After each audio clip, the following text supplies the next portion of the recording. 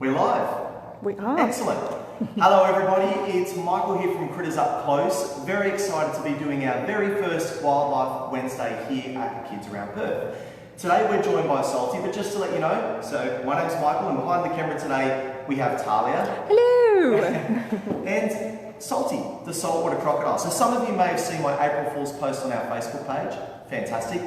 Now today we're going to cover a few of the characteristics of the Saltwater Crocodile. We're going to cover probably about 8 to 10 points. If you do have any questions, feel free to pop in the feed, show us some Facebook love, emojis, whatever you've got. At the end, we're going to have a bit of time as well where you can get up close for the kids and get a technological selfie with a saltwater crocodile. How cool is that? So folks, Salty here came to us from the Malcolm Douglas Crocodile Park.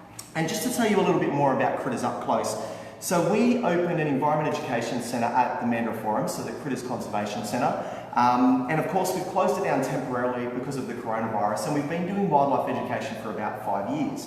The whole purpose behind this is there are so many kids disconnected from nature. There are so many kids these days stuck behind the device, and I know at the moment we're forced to do that. But we just really want to encourage everybody to get outdoors and get back to nature. So for the kids that are watching, hello. And if you'd like, we'll start talking about a few of the facts about Salty. What do you reckon, Talia? Sounds pretty good to me. Sounds good. So if you want, pan on through a bit closer. So Salty here, the saltwater crocodile, we're going to point out a few of the amazing things about him. So you'll notice, number one, the nostrils and the eyes are mounted on top of the head. So this allows the saltwater crocodile to be fully submerged underwater and just have the eyes and the nostrils to breathe, because these ones do have lungs. They do not have gills like a fish does. You will notice these beautiful big teeth here on the side as well. Now, with the saltwater crocodile, their teeth are a little bit different to the freshwater crocodile. The freshwater crocodiles really love to eat their fish, so they often have teeth that are just poking out the outside here to grab hold and hold onto fish. And the saltwater crocodile has quite a short, broad snout. So this animal here is made to survive. Oh, he's looking at you now. You'll notice as he opens and closes his eyes, he actually has 3 eyelids. Another cool fact. So they have an eyelid on the top, they have an eyelid on the bottom, and they also have a clear little eyelid that helps to protect them.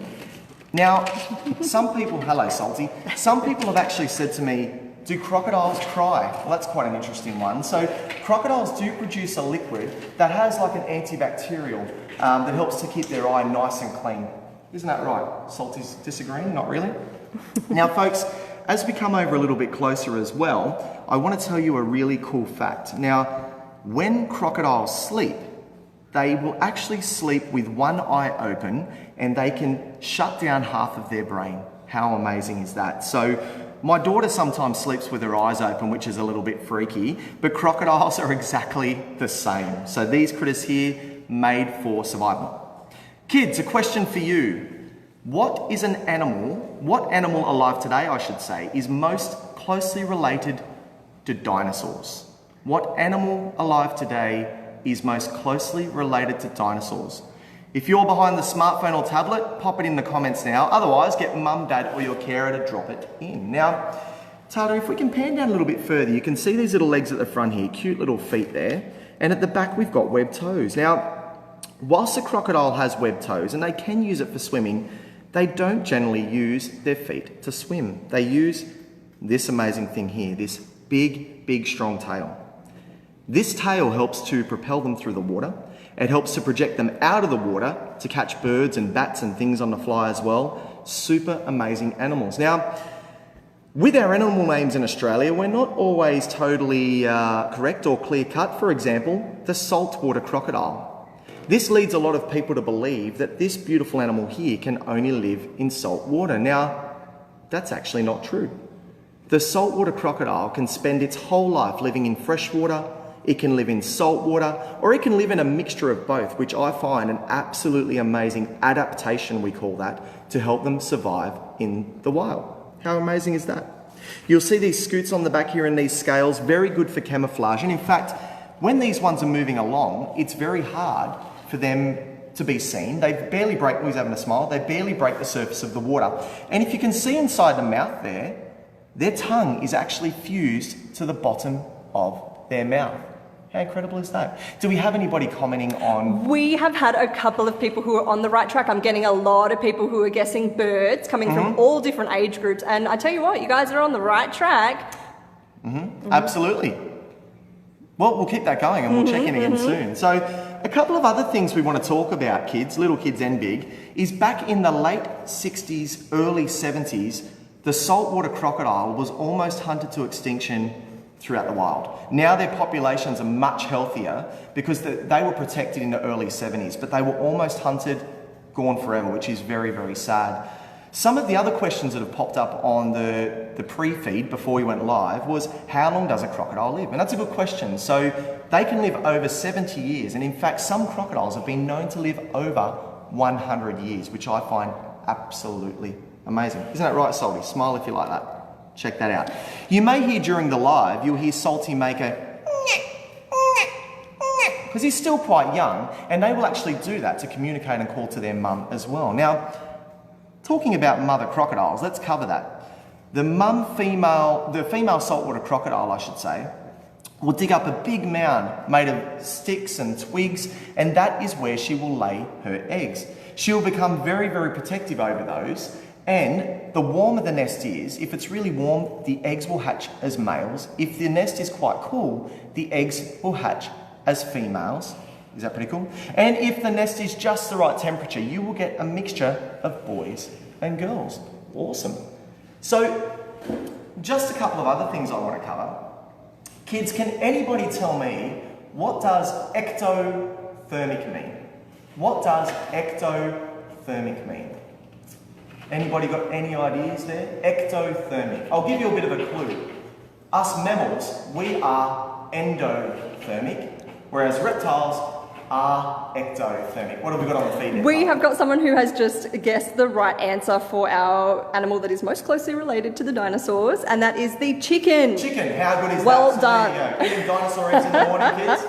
And ectothermic, is there anyone throwing any answers? Not just yet. It's okay, we'll let that one sit. So what is ectothermic? Fire away, kids.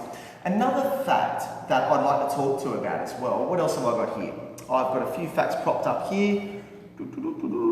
Oh, actually, while I'm here, I'm just going to pan over here and show you guys where we normally find crocodiles. So this is actually their distribution around Australia. So you'll find they live in the northern tropics, all around this top area here. Let me take you back over to Salty here because he's a bit more interesting than a map. Hey, he's so smiley. Isn't he amazing? So what we're going to do this morning, folks, we are going to pop Salty back into his water with his big round belly. We're going to talk about his exhibit a little bit, and we're going to introduce you to our centre very briefly, just to show you what we've done here. And as I said, please, if you have any questions, pop them into the feed. We may not get back to them right at the moment live, but we will catch up with them afterwards. And if you can, share this with your friends, get it out there. And we are super, super excited to do our Wildlife Wednesday. So next Wednesday, I don't know, we haven't really decided what we're going to put up. We're just going to build anticipation. What do you reckon? Sounds good to me. Sounds We'll make sure that we get Salty in a shot so that people can get a photo with That's him a good idea, before we pop him back. So before we pop him back in his exhibit, like Talia said, we're going to bring him nice and close to the camera. Kids, if you want to stand in front of your device and get a selfie and get a photo through someone else, or if you want to give him a little bit of a crocodile kiss, feel free to do that, and please share it in the comments so that Lauren can share it on Kids Around Perth, which is really fantastic. So we'll bring him over here, and you let me know what a good position is there. We'll go with, oh yeah, that's pretty good. There we go. People take some screenshots, go for it. He's so smiley. Awesome. So we will take him back over and we will talk about his exhibit where he lives with us in the Conservation Centre. Having lots of people coming through on the messages now guessing about our ectothermic and what the word ectothermic means, which is great. What does it mean? A lot of people are saying the right thing, which is that he can't control his own body temperature, that he controls it with his surroundings. Well done, people. So the biggest thing there, folks, and kids, the easiest way to remember this is if you're running around outside in your backyard, what do you start to do when you're hot? You start to sweat, okay? Sweat helps to cool your body down. If you're inside, it was pretty cool this morning, if you're inside and you're shivering away, what does your body do? It shivers, you get goosebumps, that helps to bring the blood to the surface, it helps to warm your body up. Reptiles cannot do that. So you'll notice in Salty's beautiful exhibit over here, On the left, we have the water. Now that water is running between 27 to 30 degrees Celsius. And on the right over there, we have something called a mercury vapor light, which generates heat, and also ultraviolet, because these ones here love to sit under the sun. So what we're going to do, we're going to pop him back in here. Here we go. You ready, Salty? And in he goes, back into that beautiful water. How good is that? Now, folks, I'll lock this one up. There we go. So he doesn't go for a walk around the Mandurah Forum. So folks, as I said, we're based here at the moment at the Critters Conservation Centre Mandurah Forum. We are temporarily closed due to the coronavirus. However, very, very excited to announce that we're launching our Critters Virtual Classroom. We've taken a little bit of time to get it right, you see, because we have created incredibly comprehensive curriculum documents with a focus on K to 6. But please give us a follow on Facebook at Critters Up Close, and we will announce very shortly with Lauren what our next critter will be for the next Wildlife Wednesday, which is super, super exciting. Now, I believe we've still got a couple more minutes, another 3 or 4 minutes. So what we're going to do, we're going to do a quick pan around our centre, and we'll give you a bit of an introduction. We have birds, reptiles, mammals and invertebrates, and most of the animals at Critters Up Close live with us because they are rescued or confiscated. They've all got different stories, and we'll tell you their stories as well. In Salty's case, he's what we refer to as an impact animal, an animal that people love to see, and in the process we'll learn about a lot of other different animals they may not like so much. Like kids, for example. Put your hand up if your mum, dad or carer do not like spiders or snakes. I bet most of you have your hands up at the moment. So what we're going to do, come for a bit of a stroll, and we'll pan around here.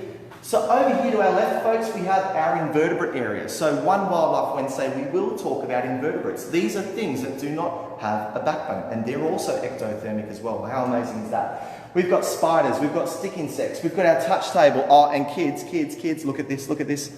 Over here to the right, they're going to love this one. Bone table, skin table, bush table, and our poo table, everybody. Now that's just reminded me, Talia, we've completely forgotten about something. So kids, even if you're at home at the moment, that's okay. If you can go out in the backyard, there are things you can look for in your own backyard to see if you've had animals living there. So what are some of the things we might find, do you think, Talia? Oh, well, I mean, we were just looking at some, possibly some poo, possibly some bones, maybe some skins. But there's one we missed over here. What's this one? What is this one, kids? What have we got all over the sand just here? They are tracks. Critter tracks from the Saltwater Crocodile. So get out there and check it out, kids. We'll do a bit more of a walk around. Come on, follow us around here. So here we have, at the moment, we have our jungle carpet python Maureen. And if you have a look up here, friends, most of our centre is built from recycled or reclaimed materials. So keep an eye on our Facebook page, because we've started putting up really amazing things that you parents can do with the kids at home that is easy to do and will give you peace and quiet. How good is that? Things like building recycled bug hotels to put out in your backyard and track the types of critters that move in there. But yeah, so a lot of this, even though it looks real, is made from recycled materials like ropes and foam. And you may very well meet Maureen, the jungle carpet python, in future. Down here we have our frog exhibit with our beautiful, magnificent tree frogs, Rod and Rico. We have our Intertidal Zone. Now, folks, I can tell you that we will be talking about sea critters in one of our Wildlife Wednesdays, like these ones in here. So we've got sea stars, cucumbers and urchins. So one Wildlife Wednesday, we will be talking about that. And if we pan over here to our right, who have we got there at the moment? We have our bearded dragon and our bobtail chilling in there at the moment, our central bearded dragon. So, wow. So I hope you enjoyed it. Please, if you have any feedback, this is our very first live. I've had about 15 coffees to get me prepared for this. Thanks so much for joining us. Continue to send any questions on the feed there, and Talia and I will get back to them as soon as we can. And please support our Critters Virtual Classroom. So we're going all online, because our talks will be just like this, only they'll go from 30 minutes up to an hour. So thanks so much for joining us, everybody. Remember, kids, wherever you can, I know it's hard at the moment, turn off the television, go outside into your backyard with mum, daddy or carer and see what you can see. There's so much stuff living all around us. Thanks a lot, folks. Thanks, guys. Bye.